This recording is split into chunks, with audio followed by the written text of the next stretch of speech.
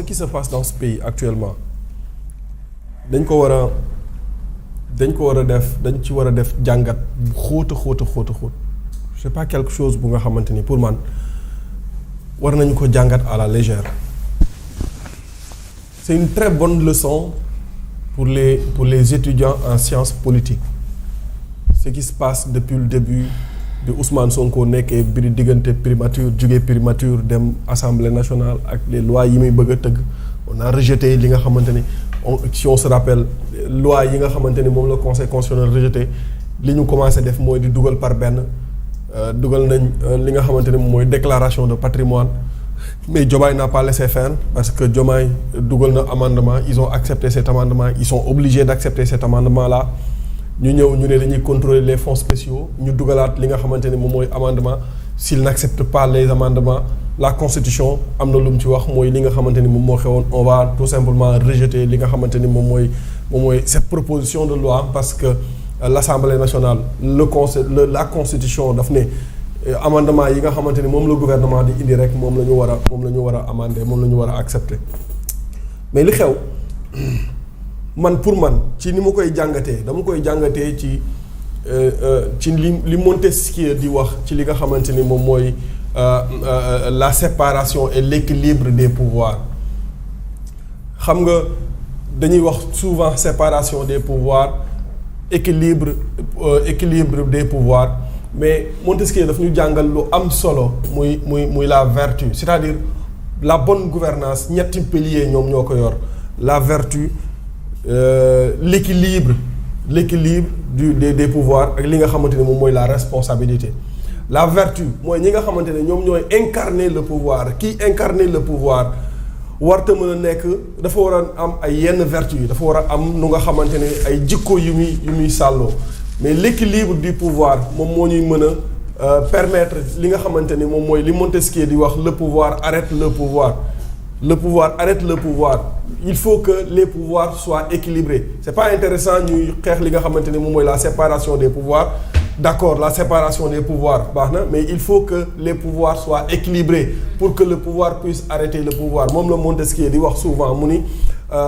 pour qu'on n'abuse pas du pouvoir il faut par la force des choses mu am li nga xamante ni moom mooy liy équilibrer ces pouvoirs là mais li ëpp solo ci ñetti piliers yi mooy la responsabilité Nafi cette responsabilité là la vertu l'équilibre ak la responsabilité cette responsabilité là moom moo incombé ñi nga xamante ni ñoom ñooy diriger les pouvoirs tey mën nga ni ki nga xamante ni moom la ñuy jox mu yore le pouvoir exécutif wala législatif wala judiciaire c'est-à-dire dafa am responsabilité wu bien gérer li nga xamante ni moom mooy les deniers publics mais aussi dafa am responsabilité wu rendre li nga xamante ni moom mooy compte rendre compte au peuple parce que tu as juré devant Dieu et devant la nation et bi nga xasee waat devant Dieu et devant la nation balaa ngaa rendre compte à Dieu il faut rendre compte à la nation et rendre compte boobu noonu il faut que nga wane transparence et transparence boobu noonu ñoom dañ ko defoon credo moo tax ñu tuddee woon ko jubal jubanti maintenant pour éviter wala pour combattre li nga xamante ni moom mooy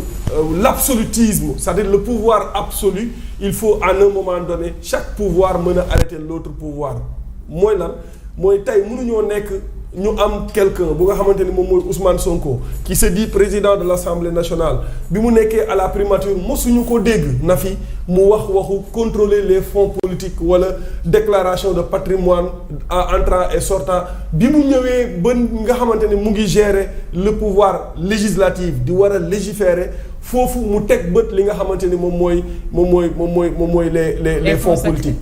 Maintenant, ces fonds politiques-là, si le président de la République en bénéficie, mais le président de l'Assemblée nationale aussi en bénéficie, parce que tous les présidents de toutes les institutions ont les fonds politiques. Alors, pourquoi vouloir contrôler tout simplement les fonds spéciaux du président de la République ba pare ñu bëgg gëmm bët ci li nga xamante ni moom mooy les fonds politiques du président de l'Assemblée nationale. C'est paradoxal, c'est pas de la transparence en fait. daf may man su ma xoolee ce qui se passe pourquoi Ousmane Sonko et les gens de Pastef ne veulent pas que ñu contrôler pouvoir bi nga xamante ne moom la Ousmane Sonko di yor c'est parce que damay fàttaliku li Ousmane Sonko doon wax ne li mu gëm mooy état parti et état parti boobu noonu c'est l'absolutisme en fait. Ousmane Sonko bi mu nekkee à la primature jéem na koo doxal parce que toutes les dépenses de l'État étaient centralisées au niveau de la primature. Et loolu dafay indi dafa lay wan la personnalité en fait de la personne bi nga xamante ni moom moo nekk Ousmane Sonko moom il croit à l'absolutisme il croit que lépp doit tourner autour de lui et comme que moo yore beneen institution bi muy le pouvoir beneen pouvoir bi muy le pouvoir législatif il faut à un moment donné par la force de l'équilibre des choses que le pouvoir exécutif puisse arrêter le pouvoir législatif parce que le pouvoir législatif foofu laay daanale mënul am contrôle total sur ci institution yëpp ci pouvoir yëpp à un moment donné aussi il faut que les choses soient équilibrées man jàngat boobu laa ci def.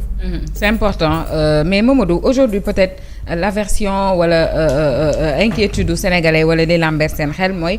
pourquoi mettre Moussa Sarr à la place de Cheikh Diba. C'est un choix. C'est un choix. Déclaration de patrimoine peut-être mbirum xaalis nga ak alal nañ ci xalaat ba automatiquement il faut penser au ministre des Finances. Oui, mais à côté aussi déclaration de patrimoine est soumise au niveau de l'OFNAC. Donc tamit loolu lépp le ministre de la Justice mun na dem parce que ay loi la concerné de toutes les façons. Alors je voudrais vous lire ceci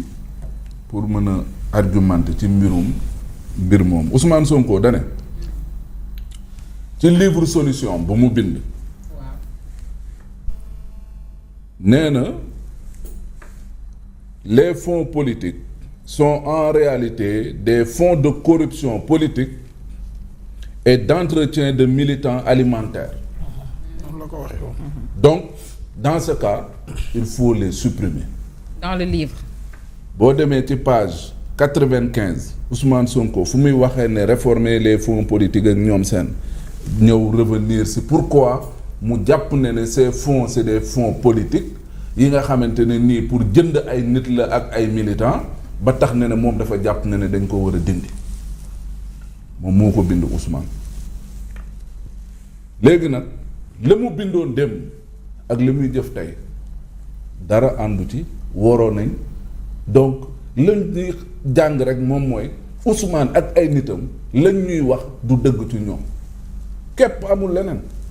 lii moom moo ko bind jël livre ba wane ko fu ne lii lay résoudre Sénégal boobu ba léegi ba mu fa nekkee munut puus munut paas birig sax munu ko fi teg livre boobu laa ko jël nii jël ko au mot par rapport ak moom li mu wax mais ces gens-là ñoom ci seen bopp tey jii nii ñoom ñoo bañ ñu contrôler les crédits spéciaux. loolu ñuy wax les fonds politiques ak ñoom seet.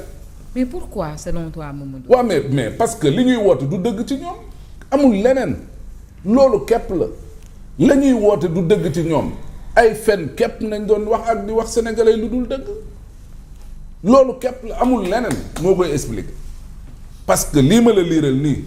fabriqué ma ko binduma bindaanu ma. édité wu ma defuma dara ñoo moo bind livre am indi na lii mooy solution bi la muy wax ci fonds yi moom laa la liiral ni c'est pour te dire li moom moo di wax sànq daf ñuy wan un peu la véritable personnalité justement de ces gens-là yi nga xam ne démb ñoo ne woon fonds politique daa xaram ba tey jii ñëw naan ñu noo bokkatuñ ci nekkul ñun rek a ko yor. du man dong. Oui et tu comprends maintenant. lu tax quand Mary Teuw Niane a parlé d'imposteur ñu moomale ko seen bopp parce que lii mooy imposteur en réalité woote loo doonu ak di gëmloo nit ñi lu nekkul. Tromper les gens par le biais de fausses apparences. Oui c'est ça malheureusement la ñu doon gëmloo démb ak bërki démb lépp dara du ci dëgg c'est ça la vérité et moom la ñuy dund ni et plus ñuy dem plus les masques vont tomber ñu xam kii et kii et dans cette histoire président da leen ci nax xam nga président maa ngi koy rappeler depuis ci révision constitutionnelle bi maître Moussa Sarr waxoon na leen le président n'avait pas de problème par rapport ak l'article 37 mun na def déclaration de patrimoine dès son entrée nee na tamit amu ci problème pour le faire après son mandat dégg nga léegi nag ñoom ñu jàpp ne loolu waxi kese la looloo tax ñu ñëw bëgg a réformer justement article 37 boobu noonu léegi nag ci kaw réformer article 37 boobu noonu nag léegi nag président dugal leen fa ndëgg sërëx ne leen léegi comme noonu la demee sax mbir yi sax buñ ko yemalee ci man ñun ñi nga xam ne ñooy ay institution di kilifa ci réew mi léegi faf sax yëf yi nañu maas nun gi mu jeex mu ne leen léegi dootul nekk président kese moo koy def primature dina ko def président assemblée nationale dina ko def ñu jóge ci loolu voilà ñu ne léegi nag ñëw leen ci crédits spéciaux yi parce que lii nii lépp boo ko gisee wax ji yëpp man li ma jàpp te gëm ko mooy parce que Ousmane Sonko mbirum déclaration de patrimoine bi mooy problème bi. moom lay bañ a dégg. mais oui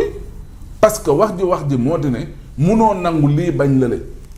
qui peut le plus peut le moins mais dama ne soxna si munoo nangu ne oui nañu def déclaration de patrimoine mais am mi ngi bàyyeekoo ci li ngay yor léegi nag ñu ne leen yéen ci liñ leen di jox. muy ay crédits spéciaux muy ay fonds politique muy ay loo leen ko mën a tuddee te nga xam ne ci seen pouvoir discrétionnaire ngeen koy mën di gérer waaw léegi nag ñëw leen loolee lépp nag ñun ñu bokk ci am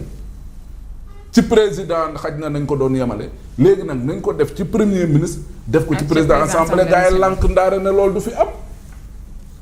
mais loolu moom mooy la Ndeye Fatou Guédel Mbodj de nee na waaw le jub-jubal jubanti sera le plat qui fera tomber les masques, celui des hypocrites comme celui de ceux qui s'arrogent le monopole de la morale et des valeurs. Justement. loolu moom mooy gaarwaale. dëgg la parce que lii la ci bëgg a wax. gaarwaale bu lu leer la wax. lii la bëgg a wax. wax na li mu bëgg a wax. oui lim leen bëgg a wax moom mooy seen fausse apparence bi ngeen am. léppay leer. dina leer li ngeen doon woote ne yéenay